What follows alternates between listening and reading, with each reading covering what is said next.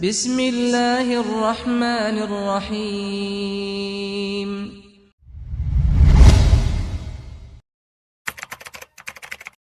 Bismillahirrahmanirrahim. Assalamualaikum warahmatullahi wabarakatuh.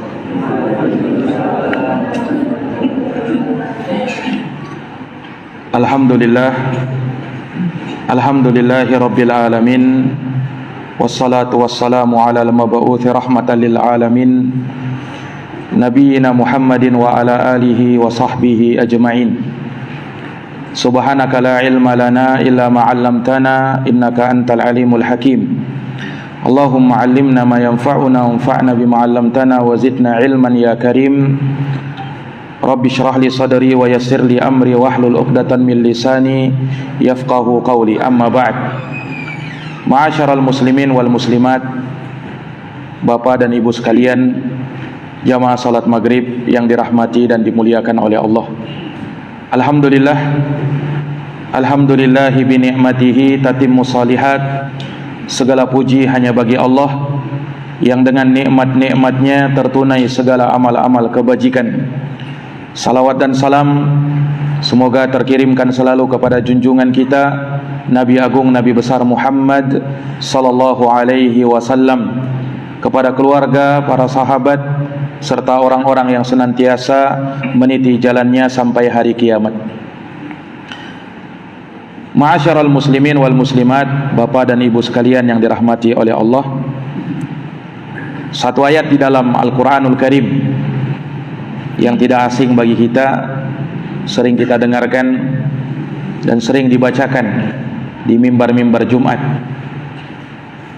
Ayat yang menjelaskan tentang hikmah diciptakannya jin dan manusia.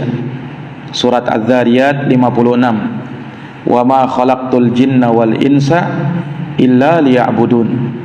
Tidaklah kuciptakan jin dan manusia melainkan agar mereka beribadah kepadaku. Ini ayat menjadi maksud yang mulia, tujuan yang besar, dan hikmah yang sangat agung diciptakannya kita di dunia ini. Sehingga jangan ada yang menyangka bahwa kita diciptakan hanya untuk bermain-main. Jangan ada yang mengira bahwa kita diciptakan begitu saja, kemudian tidak ada pertanggungjawaban.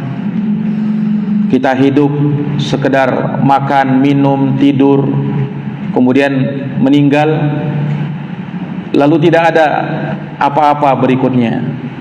Tidak. Kita hidup untuk beribadah dan akan ada pertanggungjawaban. Afa hasibatum annama khalaqnakum abatha wa annakum ilaina la turja'un. Apakah manusia mengira, kata Allah, bahwa kami menciptakan kalian, kami menciptakan mereka untuk bermain-main, hanya hal yang sia-sia, dan bahwa mereka tidak dikembalikan kepada kami? Akan ada hari kembali, akan ada hari pertanggungjawaban, akan ada waktu di mana kita mempertanggungjawabkan semua amal perbuatan kita.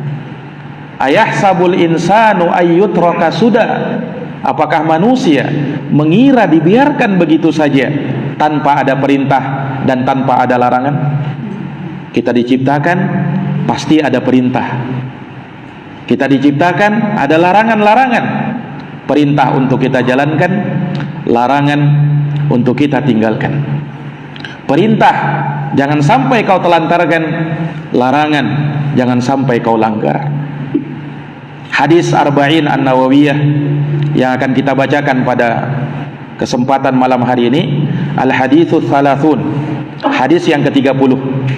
Setelah kita menyelesaikan hadis yang ke-29 di pertemuan-pertemuan sebelumnya terkait dengan pintu-pintu kebaikan, maka Al-Imam An-Nawawi rahimahullahu ta'ala membawakan hadis yang ke-30.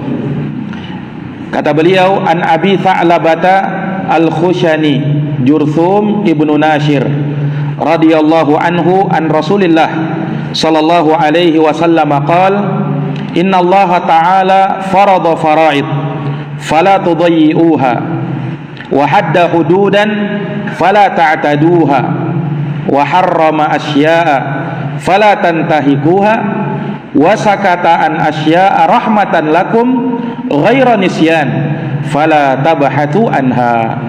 Haditsun hasanun rawahu Daruqutni wa ghairuh. Kata Imam Nawawi, hadis yang ke-30 dari sahabat Abu Tha'labah Al-Khushani, Jurthum ibnu Nashir radhiyallahu anhu, semoga Allah meridhoinya. Dari Rasulullah sallallahu alaihi wasallam, beliau bersabda, "Inna Allah Ta'ala farada faraid fala tudayyi'uha." Sesungguhnya Allah Ta'ala telah mewajibkan beberapa perkara, beberapa kewajiban, maka jangan kau telantarkan kewajiban itu. Wa hadda hududan fala ta'taduha. Dan Allah menetapkan batasan-batasan, maka jangan kau lampaui batasan Allah. Wa harrama asya'a fala tantahikuha. Dan Allah mengharamkan beberapa perkara, maka jangan kau langgar, jangan kau lakukan perkara yang diharamkan itu. Wa sakata an asya'a rahmatan lakum. Dan Allah diam dari beberapa perkara sebagai rahmat untuk kalian, ghaira nisyan, bukan karena lupa. Fala tabahathu anha, maka jangan kalian mencari-cari tentangnya. Jadi jangan kalian bertanya tentangnya, tapi tinggalkan, karena itu adalah perkara yang dimaafkan. Hadis ini kata Imam Nawawi, hadis yang hasan, diriwayatkan oleh Imam Ad-Daruqutni dan selainnya. Nah, hadis ini dikritik oleh sebagian para ulama ahli hadis, namun para ulama atau sebagian ulama menghasankannya. Di antaranya Imam An-Nawawi sendiri, dan dihasankan hadisnya oleh sejumlah para ulama dikarenakan banyaknya jalan-jalan yang mana sebagian jalan itu menguatkan sebagian yang lain, sehingga para ulama ahli hadis menilai hadis ini sebagai haditsun hasanun li ghairih. Hadis hasan karena ada pendukung-pendukungnya atau karena ada riwayat-riwayat yang lain yang menguatkannya. Ini kalau hadis itu dia dhaif, berkumpul dhaif yang banyak, maka bisa terangkat derajatnya menjadi hadis yang hasan. Karena ulama menyebutkan hadis itu tidak semuanya sahih. Secara global hadis itu ada 3 tingkatan. Ada hadis sahih, ada hadis hasan, dan ada hadis dhaif. Kalau hadis yang sahih, yang terkumpul darinya 5 sanad. Nah, itu apa 5 syarat? Itu yang disebutkan oleh para ulama, mattasala sanaduhu binaqli adlin dhabit min ghairi syududin wala illah. Yang namanya hadis sahih itu adalah hadis yang bersambung sanadnya. Sanad itu rantai periwayatan hadis. Misalnya dari Imam Al-Bukhari, kemudian meriwayatkan dari gurunya, dari tabi'in, dari atba'u tabi'in, dari tabi'in, dari sahabat, dari Nabi SAW. Nah, itu namanya sanad. Harus bersambung sanadnya, tidak boleh ada inqita', tidak boleh ada keterputusan sanad. Sehingga nanti hadisnya munqati', hadisnya terputus, apalagi sampai mu'dhal. Mu'dhal lebih parah daripada munqati'. Nah, kemudian dinukil oleh orang yang adil. Para perawi periwayat hadis tersebut harus orang yang adil. Kemudian dia thiqah. Kemudian hadis itu tidak boleh ada syadz, ada keganjilan dalam konteks atau sanadnya, wala illah, dan tidak boleh ada cacat-cacat hadis. Maka kalau terkumpul 5 syarat itu, maka para ulama ahli hadis menetapkan hadis itu sebagai hadis yang sahih. Tetapi kalau derajat kethiqahannya kurang, yakni dia hasanul hadis, ya kurang sedikit kekuatan hafalannya atau penjagaannya terhadap kitabnya, maka hadis tersebut dinilai sebagai hadis yang hasan. Dan hasan terbagi 2, ada hasan li dzatih, ada hasan li ghairih. Kalau ada hasan li dzatih, ini yang tadi disebutkan, di mana dhabatnya agak kurang sedikit. Tetapi kalau hasan li ghairih, yaitu hadis yang dhaif, ketika berkumpul dan banyak, maka bisa terangkat menjadi hasan li ghairih. Nah, hadis ini derajatnya hasan li ghairih, hasan karena selainnya. Nah, Nah, ini para jamaah yang dirahmati oleh Allah, sedikit kita menyinggung tentang ilmu hadis itu. Adapun hadis yang dhaif, manakala tidak terkumpul dari 5 syarat hadis sahih. Misalnya ada keterputusan sanadnya, atau perawinya bukan perawi yang adil, atau tidak thiqah, banyak lupanya. Apalagi kalau misalnya ada syad di dalam hadisnya tersebut, apalagi kalau dimungkarkan, dan lebih parah lagi kalau dipalsukan. Makanya ada istilah haditsun maudhu', hadis palsu. Hadis palsu. Nah, itu dibahas oleh para ulama dan disebutkan. Nah, makanya ketika kita melihat hadis-hadis Rasulullah SAW, maka kita perlu selektif dalam melihat hadis itu. Jangan baca hadis, oh ini hadisnya dari Nabi SAW sahih. Belum tentu. Karena bisa jadi hadis itu sahih, bisa jadi dia hasan, bisa jadi dia dhaif. Hadis dhaif tidak boleh diamalkan. Yang kita amalkan hadis hasan dan hadis yang sahih. Sebagian ulama menyebutkan boleh mengamalkan hadis dhaif, tetapi dalam fadailul a'mal, bukan dalam ahkam syariat, apalagi dalam masalah akidah dan manhaj.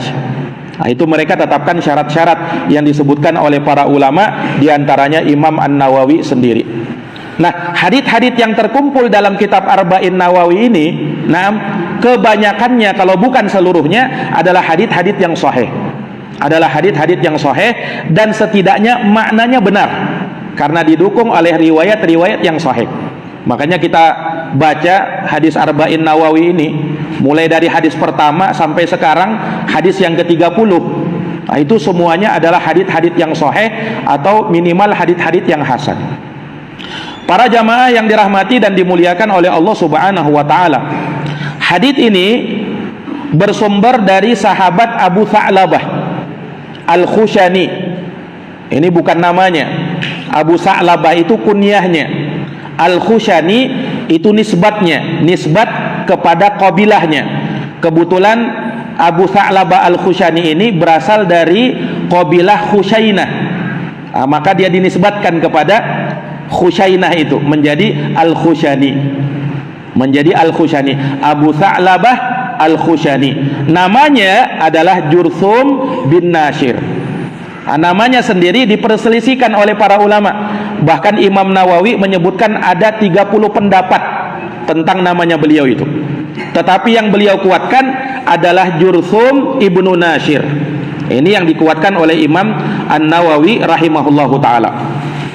Sahabat Jurthum bin Nashir Abu Tha'labah Al-Khushani ini, di antara keutamaan beliau, beliau termasuk sahabat yang pernah ikut membaiat Nabi di bawah pohon. Nah, itulah yang dikenal dengan Bai'atu Ridwan. Dan dalam Bai'at Ridwan itu ada sekitar 1.400 sahabat yang membaiat Nabi. Membaiat maksudnya sumpah setia untuk selalu bersama Nabi, membela Nabi apapun yang terjadi. Apapun yang terjadi. Nah, sahabat Abu Tha'labah Al-Khushani termasuk dari yang membaiat Nabi di bawah pohon itu, yang dipuji di dalam Al-Quran. Allah Subhanahu wa ta'ala berfirman, laqad radiyallahu 'anil mu'minina id yubayi'unaka tahtas syajarah. Sungguh Allah telah meridhai orang-orang yang beriman yang membaiat engkau wahai Nabi di bawah pohon. Nah, itu yang dikenal dalam sejarah namanya Bai'atu Ridwan.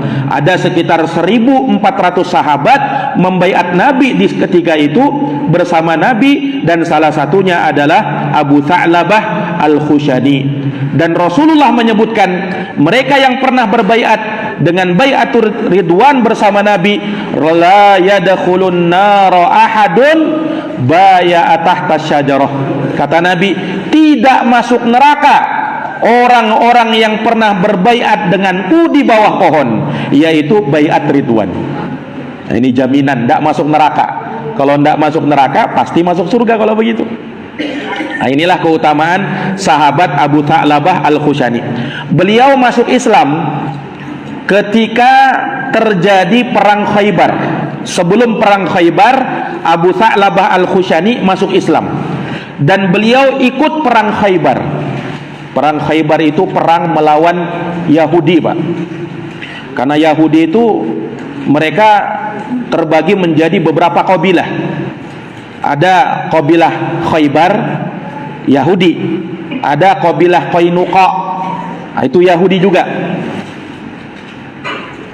Salah satu yang diperangi oleh Nabi ketika itu adalah Yahudi Khaybar, dan Abu Tha'labah ikut dalam perang itu. Ini diantara keutamaan beliau. Allah Subhanahu wa ta'ala, Rasulnya sallallahu alaihi wasallam pernah mengutus Abu Tha'labah Al-Khushani untuk berdakwah, mengajak kaumnya untuk masuk Islam. Dan dengan taufik dari Allah, Allah pun memberikan hidayah kepada kaumnya, kabilah Khusyainah, dan banyak dari mereka yang masuk Islam. Banyak dari mereka yang masuk Islam. Nah, Abu Tha'labah Al-Khushani sepeninggal Nabi sallallahu alaihi wasallam, beliau menetap di akhir umurnya di negeri Syam. Negeri Syam itu sekarang mencakup daerah Palestina, Suriah, kemudian Yordania dan Lebanon. Dulu namanya negeri Syam. Nah, sekarang terjadi jadi 4 negara mereka. Di akhir umurnya Abu Tha'labah Al-Khushani, beliau menetap di sana. Beliau meninggal pada tahun 75 Hijriah, tepat di awal-awal kekhalifahan Muawiyah bin Abi Sufyan. Muawiyah bin Abi Sufyan. Ini menurut pendapat yang masyhur. Dan beliau meriwayatkan hadis dari Nabi tidak terlalu banyak, sekitar 40 hadis. Sekitar 40 hadis dari hadits-hadits Nabi sallallahu alaihi wasallam, salah satunya hadits ini. Dan yang meriwayatkan dari sahabat Abu Tha'labah Al-Khushani adalah ashab kutubus sittah, yakni para pengarang kitab yang 6, yakni kitab yang 6 dari kutubul hadis. Nah, kita kenal yang menjadi pedoman umat Islam dalam hadis itu ada 6 kitab. Itulah Sahih Bukhari, Sahih Muslim, Sunan Abu Daud, Jami' Tirmizi, kadang disebut juga dengan Sunan At-Tirmizi, kemudian Sunan An-Nasai, dan Sunan Ibnu Majah. Sebagian ada yang menambah Kutubut Tis'ah, kitab yang 9. Kitab yang 9 itu 6 tadi, kemudian ditambah Musnadnya Imam Ahmad, dicetak dalam puluhan jilid, kemudian Muwatta'nya Imam Malik, itu yang ke-8, dan yang ke-9 Sunan Ad-Darimi. Nah, itulah Kutubut Tis'ah namanya. Kalau kita mau merujuk hadits-hadits Rasulullah, maka rujuk pada 9 kitab tadi. Nah, ini para jamaah yang dirahmati dan dimuliakan oleh Allah. Nah, Abu Tha'labah Al-Khushani namanya disebutkan oleh ashab kutubus sittah, pengarang kitab yang 6 tadi yang tadi kita sebutkan. Imam Bukhari, Imam Muslim, Abu Daud, At-Tirmidzi, kemudian An-Nasai dan Ibnu Majah. Para jamaah yang dirahmati dan dimuliakan oleh Allah Subhanahu wa taala, ini tentang Abu Tha'labah Al-Khushani Jursum bin Nashir. Beliau meriwayatkan hadits ini bahwa Rasulullah sallallahu alaihi wasallam bersabda, di mana di dalam hadits ini disebutkan tentang 4 hukum syariat. Yang pertama disebutkan tentang kewajiban, yang kedua disebutkan tentang batasan-batasan Allah, yang ketiga disebutkan tentang keharaman-keharaman, dan yang keempat disebutkan tentang perkara yang didiamkan. Nah, 4 perkara ini yang akan menjadi poin pembahasan kita. Para jamaah yang dirahmati dan dimuliakan oleh Allah Subhanahu wa taala, sebelumnya hadis yang mulia ini adalah hadis yang menjadi usul syariah, yang menjadi dasar dan pokok syariat. Makanya salah seorang ulama yang bernama Abul Futuh At-Ta'i, beliau mengatakan dalam kitabnya Kitabul Arba'in pada halaman 93, kata beliau, hadal hadithu aslun kabirun min usuliddin. Hadits ini merupakan landasan yang besar dari landasan-landasan di dalam agama. Qala ba'dul ulama, sebagian ulama berkata, laisa fi ahadithi Rasulillah sallallahu alaihi wasallam hadithun wahidun ajma' bin firadihi bi usulil ilmi wa furu'ihi min hadithi Abi Tha'labah Al-Khushani.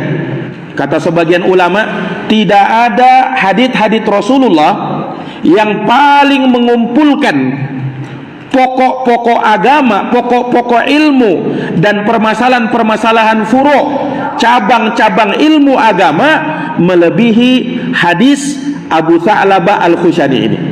Yani hadisnya Abu Salabah ini betul-betul banyak mencakup perkara syariat secara luas, baik permasalahan usul maupun permasalahan cabang-cabang syariat itu.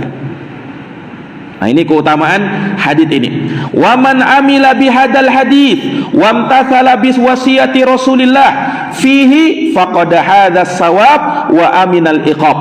Barang siapa yang mengamalkan hadis ini dan menjalankan wasiatnya Rasulullah yang terdapat di dalamnya, maka dia akan meraih pahala dan akan selamat dari hukuman. Li'anna man addal faraid wajtanabal maharim wa waqafa indal hudud wa tarakal bahthi amma ghaba anhu faqad istawfa aqsamal fadl wa awfa huquqad din li'anna syara'i la takhruj an hadhil anwa' al madhkurah fil hadith. Kata ulama itu, karena barang siapa yang mengamalkan wasiat Rasulullah yang terdapat dalam hadis ini, maka dia telah memperoleh pahala yang banyak, selamat dari hukuman, dan orang yang menjalankan kewajiban, menjauhi perkara yang diharamkan, berhenti dari batasan-batasan Allah, tidak mau mencari perkara-perkara yang didiamkan, maka dia telah mengumpulkan semua keutamaan dan dia telah memenuhi semua hak-hak agama, sebab syariat ini tidak keluar dari apa yang disebutkan di dalam hadis yang mulia ini. Nah, ini para jamaah, inilah komentar para ulama ahli hadis, ahli fikih terkait dengan hadis yang mulia ini, yang mana globalnya terkumpul 4 perkara. Yang pertama tentang kewajiban. Nah, itu yang dibahasakan dengan faraid. Itu yang dibahasakan dengan faraid. Faraid itu jamak dari kata fardun. Fardun itu semakna dengan wajibun. Wajibun itu sudah dikenal dalam bahasa kita, wajib namanya. Wajib kalau dijalankan berpahala, kalau ditinggalkan berdosa. Dikerjakan dapat pahala, ditinggalkan kau dapat dosa. Nah, kewajiban kata para ulama secara umum terbagi menjadi 2. Ada wajib ain, ada wajib kifayah, atau dibahasakan oleh mereka dengan fardu ainin wa fardul kifayah. Ada fardu yang ain, maksudnya wajib tiap orang, tidak bisa diwakilkan. Sementara fardu kifayah, nah ini wajib yang kata para ulama, idza qama bihi may yakfi saqata anil baqin. Apabila setelah cukup sebagian orang menjalankannya, maka gugur kewajiban yang lainnya. Tapi kalau tidak ada yang menjalankannya, maka berdosa orang yang tahu dan mampu melaksanakannya. Contoh fardu kifayah misalnya tentang pelaksanaan jenazah, dari mulai memandikan, mengkafani, mensolatkan, mengantar dan menguburkan. Nah, itu semuanya fardu kifayah. Kalau sebagian kaum muslimin sudah menegakkannya, maka gugur kewajiban yang lainnya. Kalau tidak, maka berdosa bagi yang tahu dan mampu menjalankannya. Nah, itulah fardu kifayah namanya. Para jamaah yang dirahmati dan dimuliakan oleh Allah, yang namanya fardu itu bertingkat-tingkat. Ada fardu kewajiban yang sangat kuat pelaksanaan dan kewajibannya. Itulah arkanul islamil khams, 5 rukun Islam. Tetapi ingat, kewajiban bukan hanya terbatas pada 5 rukun ini. 5 ini yang paling kuatnya, 5 ini yang paling wajibnya. Mulai dari syahadatain, kemudian sholat, kemudian zakat, kemudian puasa, kemudian haji bagi yang mampu. Itu yang paling kuatnya. Nah, di sana ada kewajiban-kewajiban yang lain, seperti misalnya birrul walidain, berbakti sama orang tua, seperti misalnya silatul arham, menyambung tali silaturahim, seperti misalnya ikramud dhaif, memuliakan tamu, memuliakan tetangga, tidak mengganggu tetangga. Nah, ini dari kewajiban-kewajiban yang disebutkan di dalam syariat kita. Nah, kewajiban ini kita wajib untuk menjalankannya, bukan sekedar menjalankannya, tapi jalankan dia sampai apa yang diwajibkan itu sah kau jalankan, gugur kewajiban kamu.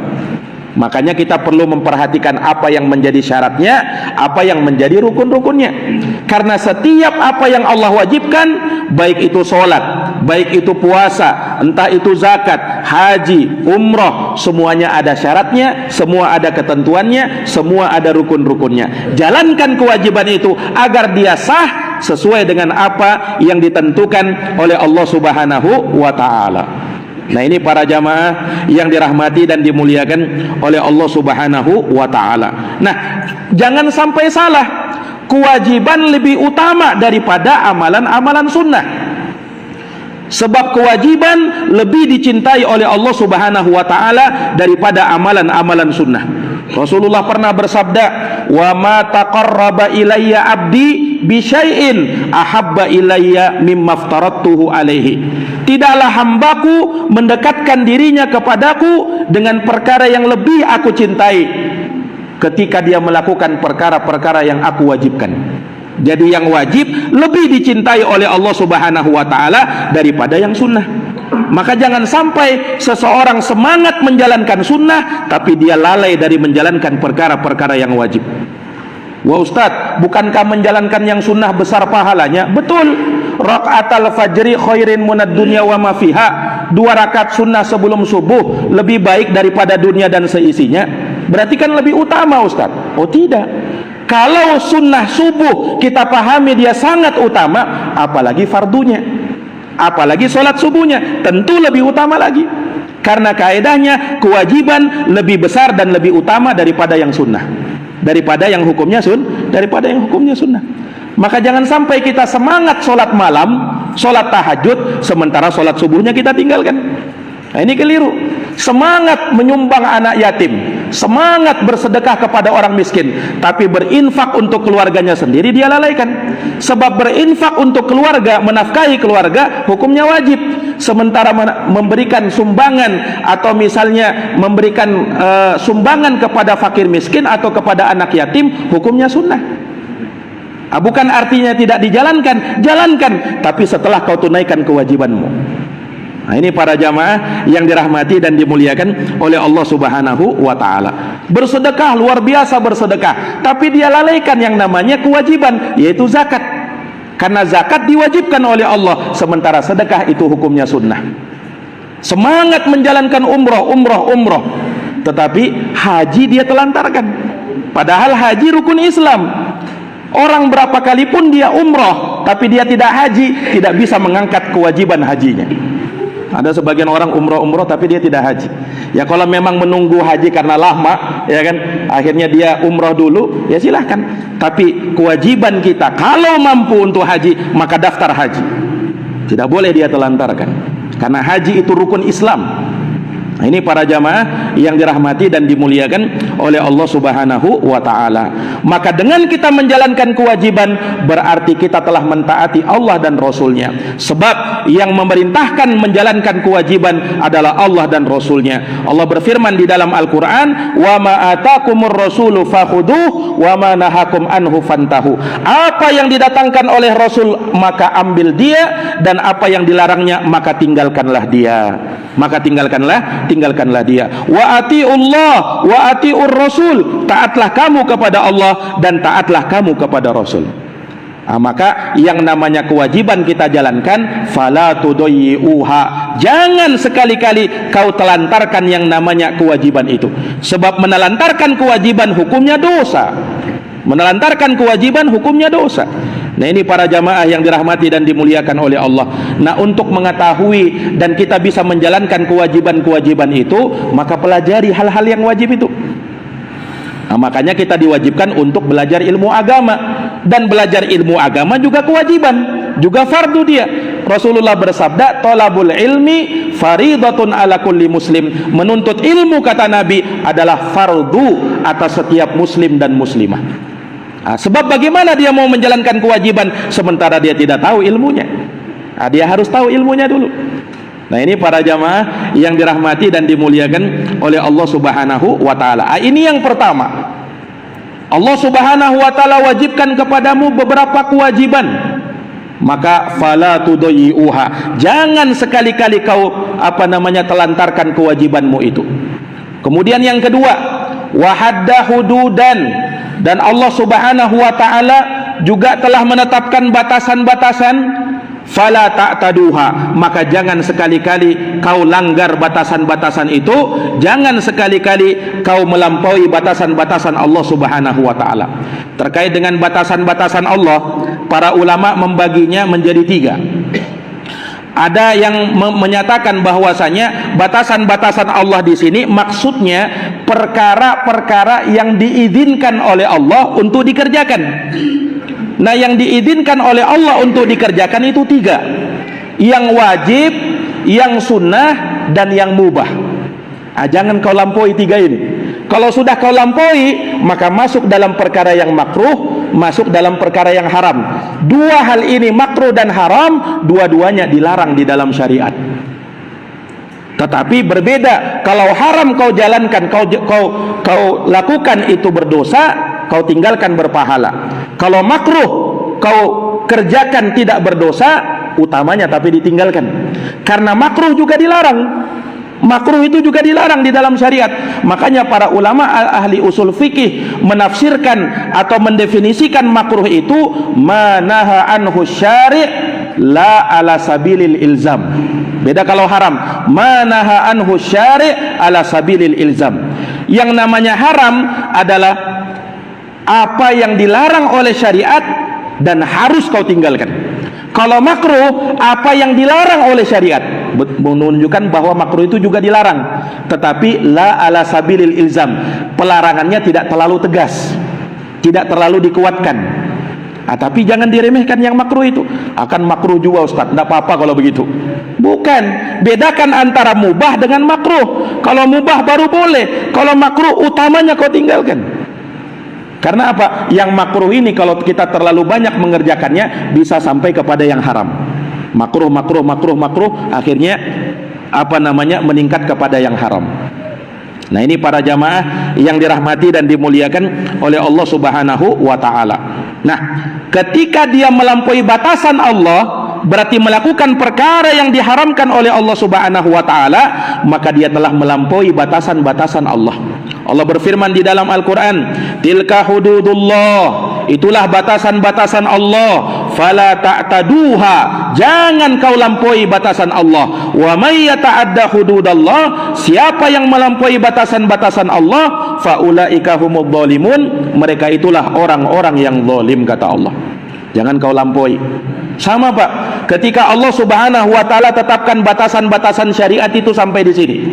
Nah, ketika sholat batasannya sampai di sini. Makanya kan sholat itu ada batasannya. Baik itu waktunya, ada batasannya, ada awalnya, ada akhirnya. Jangan sampai kau lakukan sholat belum masuk waktunya, dan jangan sampai kau lakukan sholat sudah habis waktunya. Kecuali kalau ada uzurmu, ketidurankah atau kelupaan. Tapi kalau kau sengaja lakukan, maka tidak sah sholatmu. Karena Allah Subhanahu wa taala mewajibkan sholat pada waktunya. Mewajibkan sholat pada waktunya. Inna sholata, sesungguhnya sholat itu adalah apa yang Allah wajibkan kepada orang-orang yang beriman, dan ditetapkan waktu-waktunya. Ditetapkan waktu-waktunya. Demikian pula syariatnya, pelaksanaannya. Sholat duhur 4 rakaat, sholat asar 4 rakaat, maghrib 3 rakaat, isya 4 rakaat, subuh 2 rakaat. Nah, jangan kau lampaui. Itulah batasan-batasan Allah Subhanahu wa taala. Demikian pula dalam hal puasa. Puasa mulai dari terbit fajar sampai terbenam matahari. Jangan kau lampaui itu. Karena kalau kamu melampauinya, maka kamu telah berbuat jelek. Karena sunnahnya Nabi, syariatnya Nabi sampai di situ batasannya. Wudu misalnya, wudu itu paling banyaknya 3 kali 3 kali. Boleh 1 kali 1 kali, itu wajibnya. Sunnahnya 2 kali 2 kali. Dan sunnahnya lagi yang paling sempurnanya 3 kali 3 kali. Disebutkan dalam hadis Abdullah bin Zaid, anna Nabiya SAW tawaddo'a marrah. Nabi itu berwudu kadang sekali-sekali. Nah, ini kalau misalnya persediaan air tipis, kita bisa wudu sekali-sekali. Itu kadar wajibnya. Disebutkan dalam hadis Ibnu Abbas, kana Nabi SAW tawaddo'a marrataini, bahwa Nabi itu berwudu kadang 2 kali, kadang 2 kali. Maksudnya 2 kali basuhan, 2 kali basuhan. Paling sempurnanya wudunya Nabi 3 kali 3 kali. Itu batasannya. Tidak boleh dilampaui. Tidak boleh ada yang berwudu 4 kali 4 kali, 5 kali 5 kali. Karena Nabi ketika mengajarkan wudu 3 kali 3 kali, kata Rasulullah, hadal wudu, inilah tata cara wudu yang benar. Faman zada ala hada, siapa yang menambah dari ini, faqad asaa, maka dia telah berbuat jelek. faqad asaa wa ta'adda, dan dia melampaui batas, wa dzalama, dan dia telah berbuat zalim. Nah, ini para jamaah yang dirahmati dan dimuliakan oleh Allah. Nah, makanya jangan sampai dilampaui. Nah, makanya ketika sahabat yang datang ke rumah istri Nabi itu, kemudian dia bertanya tentang ibadah Nabi, sholatnya bagaimana, puasanya bagaimana, keadaan rumah tangganya bagaimana. Kemudian mereka pun mulai menampakkan sesuatu dari perkara-perkara yang sudah melampaui batasan syariat. Ada yang sholat terus semalam suntuk tak mau tidur. Nah, ini kan sudah melampaui. Karena Nabi SAW, beliau tidak pernah sholat semalam suntuk kecuali dalam kasus dan peristiwa-peristiwa atau keadaan-keadaan tertentu.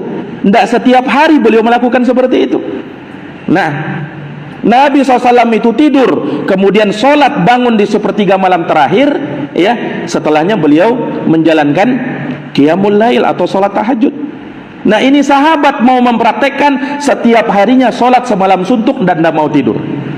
Berlebih-lebihan, sudah melampaui batas. Kemudian ada sahabat lain yang dia mau berpuasa tak mau berbuka.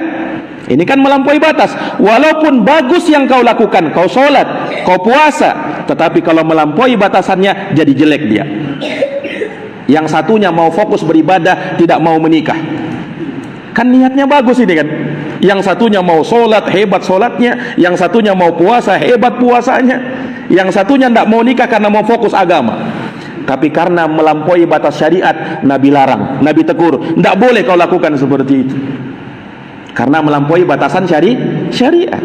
Nah, ini para jamaah yang dirahmati dan dimuliakan oleh Allah. Sama di dalam agama ini, Allah Subhanahu wa taala dan Rasulnya Shallallahu alaihi wasallam sudah menetapkan batasan-batasan syariat. Ini yang diajarkan, ini yang dituntunkan, maka jangan kau tambah-tambah lagi. Kapan kau menambah-nambahnya lagi, maka kamu telah berbuat kejelekan. Syariat Islam sudah sempurna, tidak butuh dengan penambahan. Tidak butuh dengan penambahan. Nah, ini para jamaah yang dirahmati oleh Allah. Andaikan manusia paham tentang ini, maka insya Allah kehidupan beragamanya akan terasa indah. Karena apa? Semuanya dibatasi oleh Allah Subhanahu wa taala. Tanpa ekstrim beragama, tidak berlebih-lebihan, tapi juga tidak menyepelekan. Di tengah-tengah dia. Karena ada orang ekstrim dalam beragama, berlebih-lebihan. Ada juga yang bergampangan.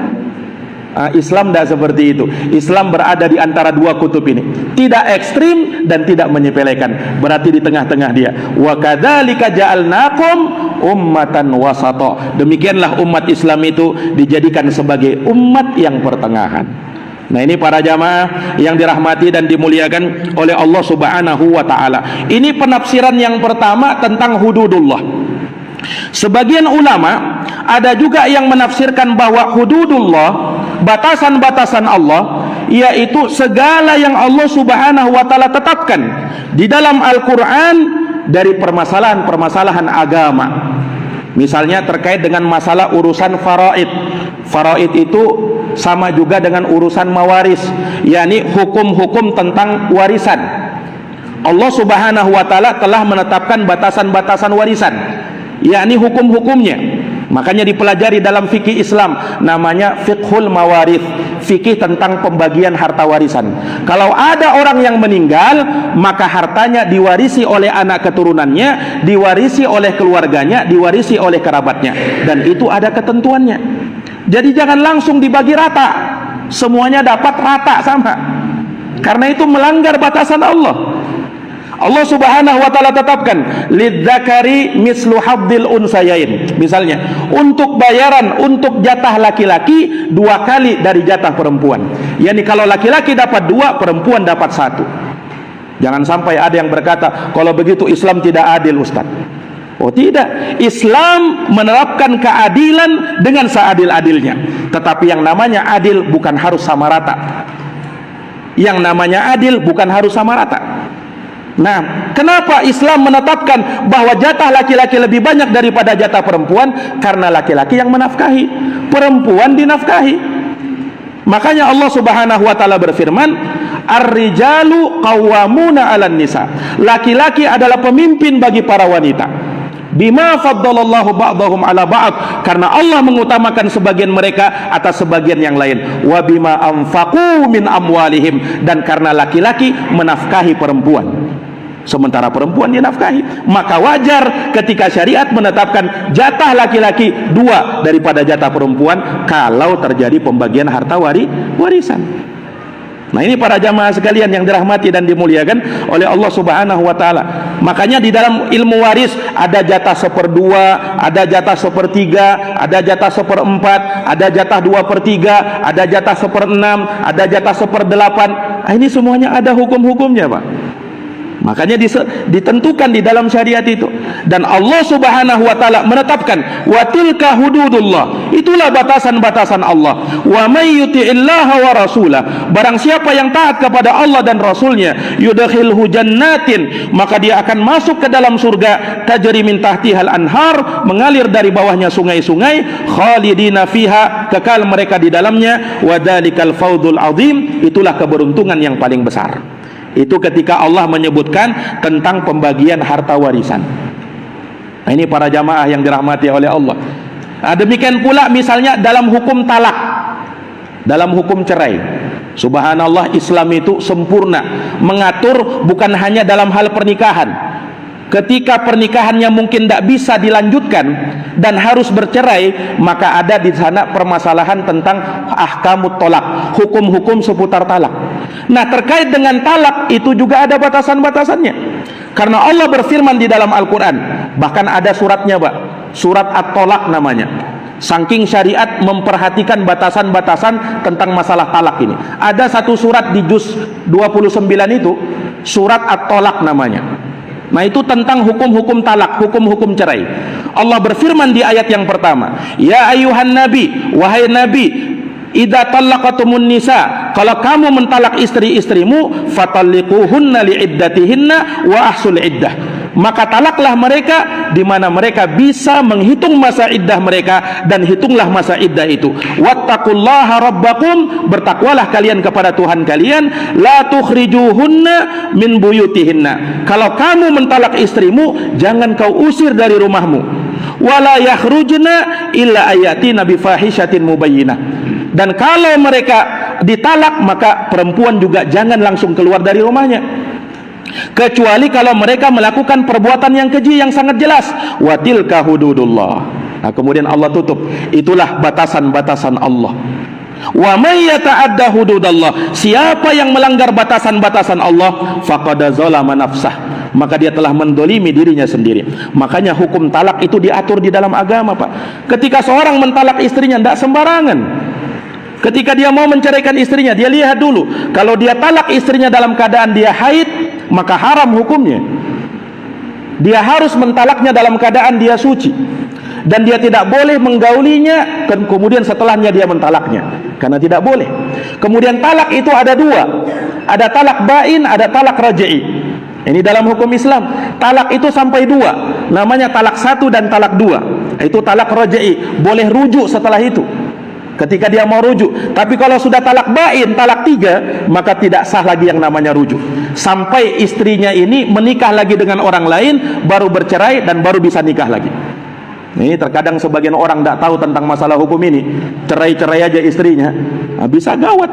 Ada sebagian orang sudah 10 kali dicerai istrinya, itu tidak sah lagi berkumpul bersama istrinya. Nah, ini para jamaah yang dirahmati dan dimuliakan oleh Allah. Makanya ketika dia mengetahui hukum-hukum Islam, batasan-batasan Allah, maka dia akan tahu permasalahan-permasalahan ini. Para jamaah yang dirahmati dan dimuliakan oleh Allah, insyaallah taala akan kita lanjutkan pembahasan tentang hadits ini, naam, di kesempatan yang lain biidznillah taala.